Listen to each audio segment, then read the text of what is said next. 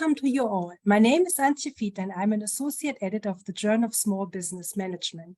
I have the great pleasure to talk with Professors Dodd and Sarah Jack about their paper that champions everyday entrepreneurs and challenges dominant ideal types. The paper has been co-authored by them together with the late Alistair Anderson, who was a distinguished professor at the Lancaster University Management School in the UK and an internationally leading scholar of entrepreneurship. Sarah Dodd is a professor at the Hunter Center for Entrepreneurship at the University of Strathclyde, Glasgow. Sarah Jack is a distinguished professor at the Lancaster University Management School, and she is also a professor at the Stockholm School of Economics. Their paper, Let Them Not Make Me a Stone, Repositioning Entrepreneurship, has been published first in March 2021 in the Journal of Small Business Management. Welcome, Sarah and Sarah. Hello. Hi. So to start with, can you please tell us where the idea for the paper came from? Sarah, do you want to take this as a starter? Because I always, well, as I remember it, it was Sarah who kind of came forward with the idea to get this one rolling. And I don't know, I can't remember the story that lay behind it from your perspective, Sarah, but do you want to say a few words? Yeah, actually, Alistair had said we needed to write something philosophical again together, that it was time for a think piece. And I read this poem, Let Them Not Make Me a Stone by Louis MacNeice, which ends up, it's a very angry poem about how easy it is to become trapped in institutionalized ways of doing things and suddenly find that you've become, you know, a cog in a machine that you really don't think should exist.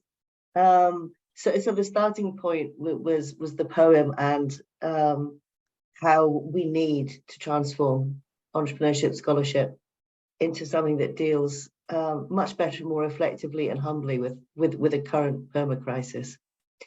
And it started out as being structured philosophically. We had a section on ontology and a section on epistemology and axiology and pedagogy, and we had, I think in the end we had like 12 ologies that were completely indigestible.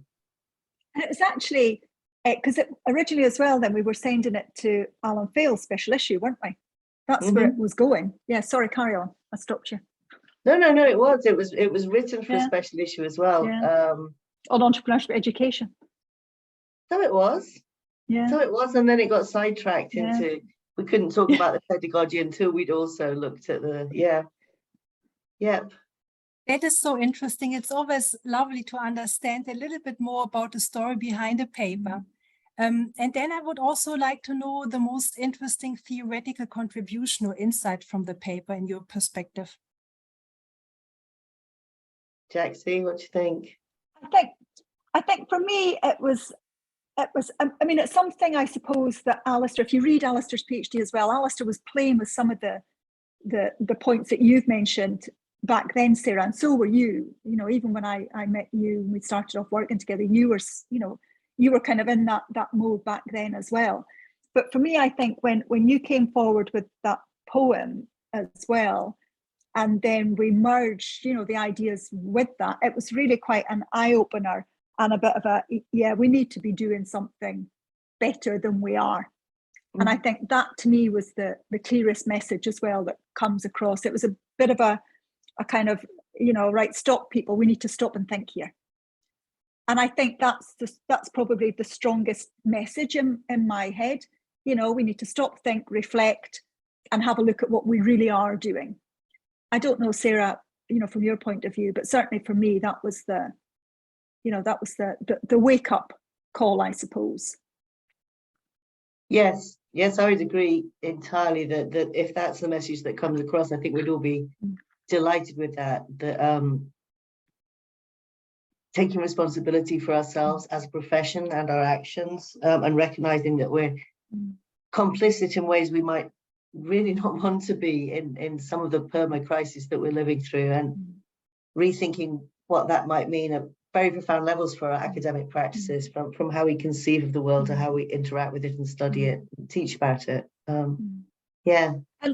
And I think so, you know, because if you listen to conversations, now we're starting to hear conversations emerging as well, you know, from companies that nature needs to have a seat at the table, etc. So I think as well, it was very well aligned with how, you know, I suppose the more kind of practice community is thinking as well. That is so interesting. That would be my next question. So you already said that the paper in a way challenges a little bit how academics should think about themselves and their work, and really shifts our values. But what about policymakers and practitioners, the implications for them? What would be your summary there?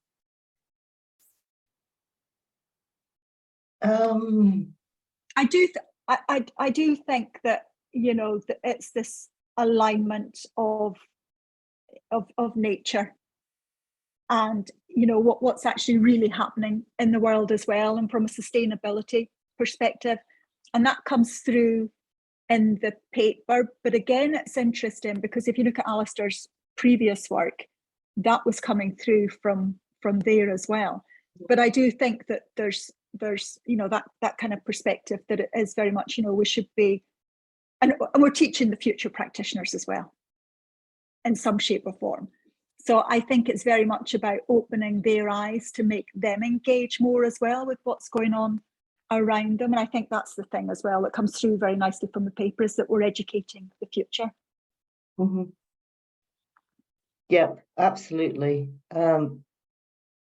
I think too, recognizing, although, you know, we've all written about this probably ad nauseam for our readers in other places, but recognizing that value, particularly the value of the natural, is far more than something we can put a simple economic label on. That kind of short-sightedness is partly what got us to this place that we find ourselves in now, and coming up with interesting and experimental and innovative ways of understanding and experiencing policy and practice around rethinking value, reenacting value, you know, studying in places, non-traditional places, to really get a feel for the everyday meaning of value, and including the value of community and the value of nature. And we've been expressing that in some of our actual work with real policymakers, trying to figure out, you know, how do we transform understandings of value and give voice to the voiceless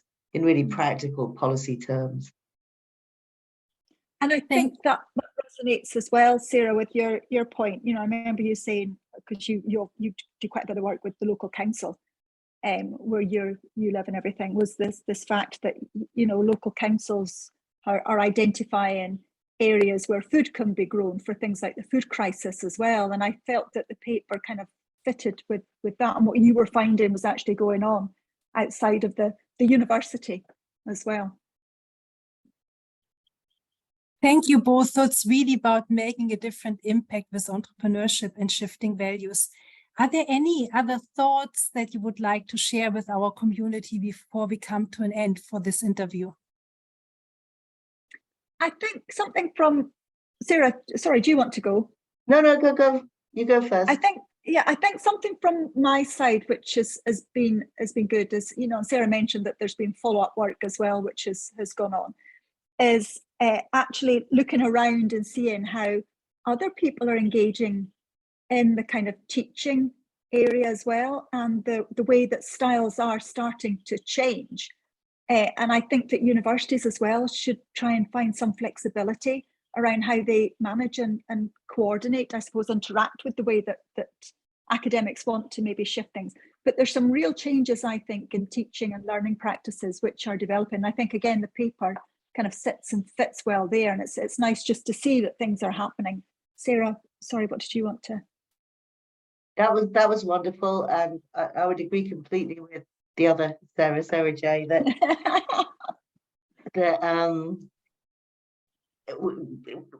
what we articulated was not just where we found ourselves at. I think we were lucky to be in a position, and perhaps, you know, being so ancient, to have the kind of longevity of you to see that movement and to articulate it. But we're very much part of that movement, and there are any number of other people doing really interesting and exciting work around researching, engaging with, teaching in and about and for the margins of everyday enterprise, wherever that finds itself.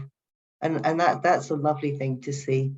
And of course, the paper's very, very special to both of us, because it's the last time the three of us collaborated, Sarah, Alistair and I. And we know that he was proud of the paper, but we're very, very proud to have had one last blast of the old team before he left us. It means a lot to us, this paper.